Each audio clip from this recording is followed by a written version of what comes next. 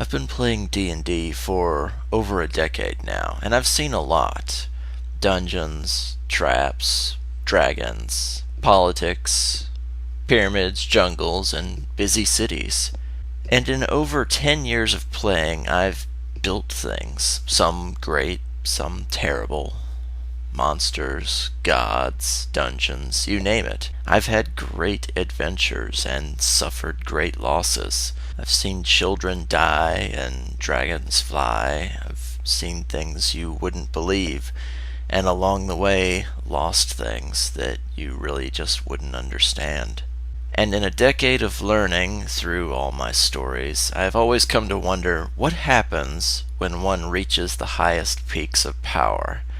As a DM and storyteller, I've often wondered, what happens when your D&D party becomes something more epic?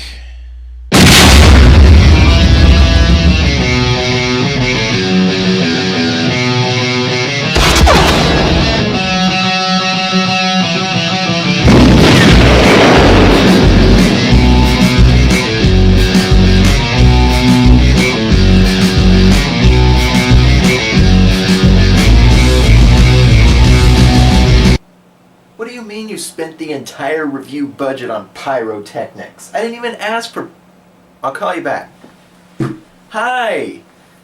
So, you guys voted and I am answering, so for the 5,000 subscriber special, here we have it, the Epic Level Handbook. You think purple Warcraft items are things that are epic? You're wrong! You need to play a real game! A man's game with funny-sided dice and lots of reading! Nah! You think level 20 is as high as it goes? You're still wrong! The Epic Level Handbook takes you from level 21 to level 30, so you can keep on dungeon crawling!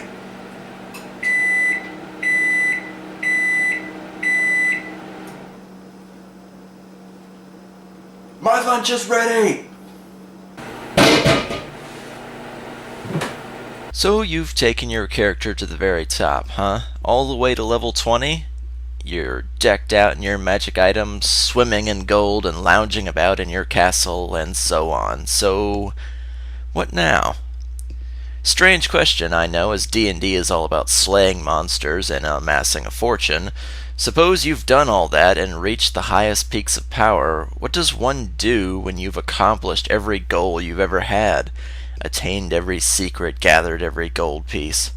Well, the answer is usually just to retire the character and move on to a new one, but what becomes of them? They don't just die as soon as you put your character sheet away and end your current game.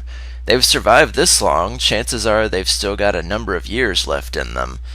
What do they do with those years? Get married? Have children?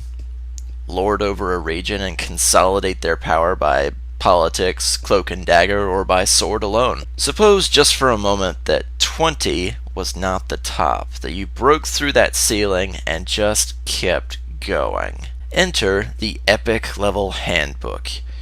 Here to answer those questions and more. Besides killing larger and larger dragons or taking on the Tarisk, what does one do when you've reached level 20 in D&D? That's where it stops, right? Filled with outrageous feats, magic items, and monsters to match, the Epic Level Handbook continues where regular D&D leaves off and goes into the huge and truly outrageous ends of game-breaking mechanics, world-ending magic, and monsters so tough they can compete with gods. And don't forget, in D&D, most of the gods have been statted, so you can certainly aim for them as well. With heroes so powerful and magic so strong, it's perfectly viable to slay gods using this book where neither side is holding back. So what makes for an epic level hero? Well, certainly you know a few by name, don't you? Joan of Arc, Gandalf the Grey, Wonder Woman, Beowulf, Conan. Names that resonate whether you know a lot about them or not. But we're moving even higher than that, so what makes for an epic hero? This guy is an epic level hero. This guy is not an epic level hero. Now let's watch the comment section burst into flames.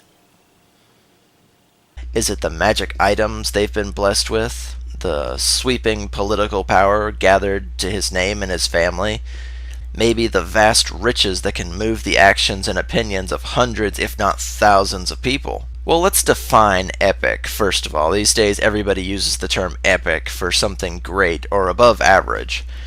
World of Warcraft has a heavy hand in the evolution of this word because their highest tier of in-game items were called epic quality. This is a complete and total misuse of the word, and we have Blizzard to blame for using it incorrectly. Epic means a long narrative poem written in elevated style, in which heroes of great historical or legendary importance perform valorous deeds. The setting is vast in scope, usually covering entire countries, the world, or the universe, and the action is important to the history of the nation or people. There may or may not have been a real Merlin the Magician, but you know he was an epic hero. And there may or may not have been a real Hercules, but all of Greece still celebrates him. Epic does not mean great, like some would have you believe. It means scope. It means a long narrative. It means you have come so far and risen so high that you have passed into legend. The Epic Level Handbook is for those that have risen to a power beyond that of mere mortals and even regular heroes. This book is for world-saving events, dimensional travel, and gods incarnate. Something you might hear about around an Indian campfire, read about in the Bible, or see etched on a wall in the Great Pyramids. This will show you what it means to be epic. Oh, okay.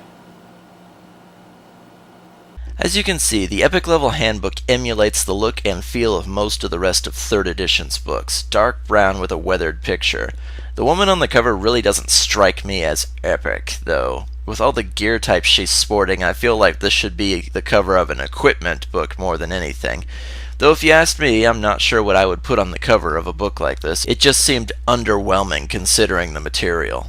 Published in 2001 by Wizards of the Coast, the strict definition of this book was to extend the gameplay of Dungeons & Dragons into the epic tier, that is, levels 21 to 30. It includes level progression for all of the core classes, the prestige classes in the Dungeon Master's Guide, and the psionics classes from the Psionics Handbook. It also provides new epic monsters, feats, spells, and magic items. Wow.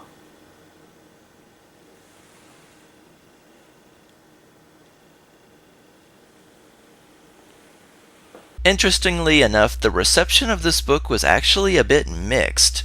Pyramid Magazine said that it did not make epic level characters easy to play. Others claimed that extrapolating saving throws and attack bonuses beyond level 20 did not really work out well. Mania.com simply said that it encouraged smart players to reach unlimited greatness given the proper DM.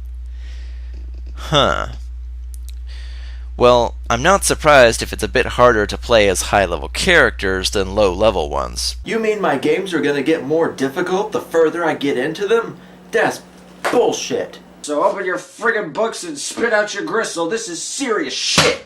I spent some time flipping through it and discovered that it looks a lot like the player's handbook, just on a higher level. The fighter continues to get bonus feat after bonus feat, the wizard continues to expand his spell list, rangers get additional favored enemies, and so on and so forth. At a glance, there's really no difference here from the first 20 levels of play. The main standouts lay in the feats and other attainable things like magic items and spells. So at their core, classes pretty much stay the same, your numbers are just higher. Gotta say, I'd love to play with a rogue with a 15d6 sneak attack. You'd freaking destroy things. I looked at the regular prestige classes and saw pretty much the same thing. The Lore Master keeps learning secrets, the Dwarven Defender gets more defensive stances per day, and so on and so forth. Nothing really new here, to tell the truth. Then I looked at the epic prestige classes. That's right, prestige classes that are prestiges of prestiges. Some of them are really cool. I like the Divine Emissary, a sort of super paladin that gets massive buffs to attack and damage, as well as an expanded spell list based on the god they chose. They can take a massive plus 20 attack bonus a few times a day and more. They're basically a super fighter paladin with direct ties to their god's powers. Other prestige classes, not so epic in my opinion. The Agent Retriever is basically a tracker, whether of people or lost items. They have a ton of ranks in gather information and knowledge of the planes, and that's about it. Arbitrary skill checks like knowledge can be fickle in any game. I'm not sure that I would want to invest in a character like this instead of just playing a pure ranger.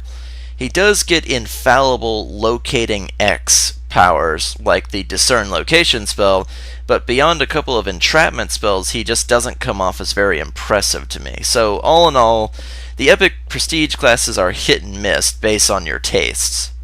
There are dimension hopper classes, super rogues, super fighters, and so on. Each comes with a surefire ability or two to make them stand out. You would want to know in advance that you'll be in an epic level campaign, as some of them have requirements that take some doing. The Perfect White, for example, needs plenty of skill points, a high sneak attack, and a few other things to qualify to become that class. Building into a prestige is nothing new, but doing so at an epic level would take an extra bit of preparation and homework to make it work. Over in the skills department, there are plenty of charts and augmentations to higher uses of each skill on one's character sheet. Just as an example, let's use Alchemy. Using Epic Alchemy as a skill, you can do several things. Quick Creation. Adding 10 to a creation check DC lets you make potions way more quickly than before. Quick Identification. With a flat DC of 50, you don't need an alchemy lab to identify anything. You can just tell at a glance. And then Augmented Substances. If you add 20 to your creation DCs, you can make potions that double their normal effectiveness, but multiply their cost by a factor of 5. Almost every skill is spoken for, given little charts of epic usages of the skill involved. I mean, there's no epic way to move silently or possess knowledge, but most everything else is spoken for here. It's really interesting to see all this detailed and statted, adding a couple of extra toys to play with for those characters that really devoted to a certain skill or craft. The feats are, in a word, epic. This is probably where players will have the most fun. The stuff in here is outrageous, and even the silliest feats like Armor Skin have complete viability. Also of note, not every feat in this book has a prerequisite. Just as an example, let's look at Epic Reputation. As you can see on the chart here, there's no prerequisites to get it. What does it do? Well, how about a +4 to Bluff, Diplomacy, Gather Information, Intimidate, and Perform checks? All at the same time. You're not choosing between them, you get all of them. That's outrageous for one feat. A big chunk of these feats have the word improved in front of them. They build on things your character may already have and are just bumping the numbers up to reach the epic tier if you want to continue doing the same thing. Improved combat reflexes, improved dark vision, improved mini shot, etc., etc. It actually took me some searching to find things that were standalone feats. Fast healing gives you a huge healing factor. Extended lifespan makes you live much longer. Ignore material components lets you cast with 0 materials on hand. Mobile defense lets you move around in a defensive stance. As a whole, improved section aside, the feats are fantastic and make you feel really powerful. Now, as soon as I flipped to the spells section, I knew I was in for some game-breaking, world-ending stuff. But let's put aside the city-destroying 200 D6 fireballs and simple stuff like that. I could spend hours poring over all the spells and things, so I'll just pick a few of my favorites for you to see. Pause if you'd like to read. As you can see, everything here is outrageous, powerful, and takes a good deal of skill to actually perform. I did notice a number of spells here actually have a serious chance to kill their casters in the process from the sheer outpouring of power. But that's the chance you take, I suppose, when dealing with such high-end magic and spells. Spell list after spell list was to be expected, but wow, these are really potent stuff. I'd say use with caution. I was delighted to see that the Epic Level Handbook has an entire chapter devoted to running an Epic level game. So this is sort of a player's handbook and DMG rolled into one, really. It takes you very carefully through the philosophies of what should be going on in an Epic level game. Not just bigger monsters with more hit points and ever shinier weapons to enjoy. It teaches you to up the stakes, design crazier scenarios, deadlier traps, and a wider scope of problems that suit this level of play. There's even a list of 100 epic adventure ideas for you to draw inspiration from. I was very impressed with this. Epic characters don't sit on thrones or run nations. In fact, the only reason they're epic and still rising is that they haven't had their fill of adventure yet. And it's up to the DM to really deliver when the characters have come this far. There's plenty of detail for epic settings, cities, and dungeons. There's paragraphs devoted to having celebrity status, being on speaking terms with gods, commanding armies, and being the right-hand man of kings. It has detailed examples of guilds, extra-dimensional cities, orders of holy knights, and everything you could hope for to build social structure at high levels. It even has a nice handful of epic level NPCs for you to use, so you don't have to make your own if you don't want to, each with detailed stats, items, and histories.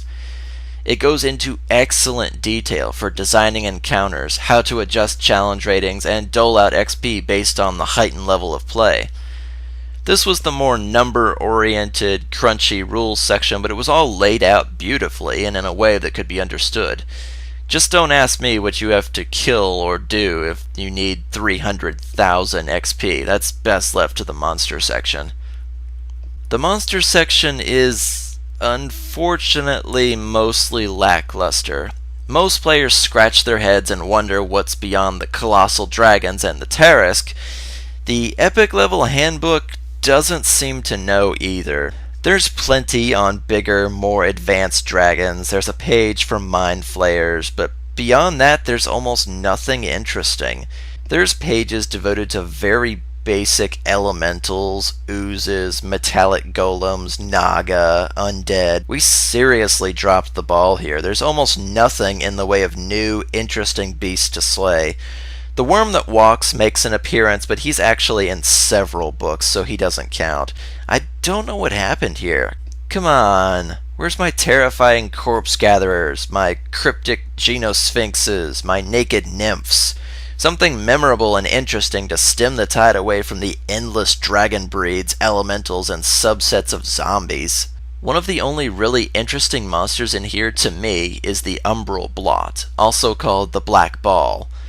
It's basically a sphere of annihilation with a mind of its own, and if you know what that is, you know exactly how terrifying and powerful that is. Merely touching it is enough to disintegrate you entirely. Since it annihilates anything it touches on contact, it can drop from the ceiling, come up through the floor, or even create force winds to nab particularly agile targets. It doesn't speak, it doesn't eat, it just erases things. Challenge rating 32. That aside, the monster section of this book leaves much to be desired, with nothing in particular standing out as impressive or epic. Larger dragons, insects, and elementals just don't come across to me as something new or interesting. There's 2 or 3 new ideas that I liked, but this is probably the weakest section of the entire book. But say you slay the dragon or somehow outwit that Umbral Blot. There's gotta be some friggin' epic treasure to be had there, right? Right. Anybody who plays tabletop RPGs knows the best part is the loot, and my gosh, do we have that in spades here. Anything your heart desires can be found in these pages. I skipped over everything that just had basic resistances or attack modifiers to them. I wanted to find the odd, the unique, and the outrageous to see what this book really had to offer for treasure, and my god, is it glorious. You want a ring with complete immunity to 4 elements? We've got that. You want a king's scepter to rule the minds and bodies of those around you? Got that too. How about a wizard staff that contains an entire galaxy? Bam, there it is. There's also the popular Ring of Gax, a reference to Gary Gygax, no doubt, the creator of D&D. It changes to a number of epic effects once per day, all of which are pretty favorable, I gotta say. Most of these magic items are not priced since, well, who would have items like these and who would sell them to you? All in all, very satisfied with the magic items section. The Epic Level Handbook is exceptional in exactly what it set out to do, extend the game into higher levels. There's little to be done for the extensions of the classes themselves, but the skills and the feats more than make up for that. The monsters are mostly silly cliches we've all fought before, but the spells and the loot are really fantastic. The extensive, very impressive campaign crafting section certainly gets my approval. The guild and organization examples and customs can certainly be relied upon and provide excellent settings and backbones for whatever you want to build. The book is of excellent quality, gives you everything you need, plenty of new toys to play with, and really sets the tone for a D&D game that flies higher than 20. And that is the Epic Level Handbook. Thanks you guys for 5,000 subscribers, and I hope you stick around for 5,000 more. So until next time, keep gaming. Hey guys, thanks for watching. I really love telling D&D stories, and I also really love eating food. So if you'd like to toss a couple of gold pieces into this humble bard's hat, be sure to check out my Patreon. If you enjoyed this story, be sure to hit the like button as well. And if you'd like access to maps, character art, and channel updates too, check out the D&D Stories Facebook. Keep gaming!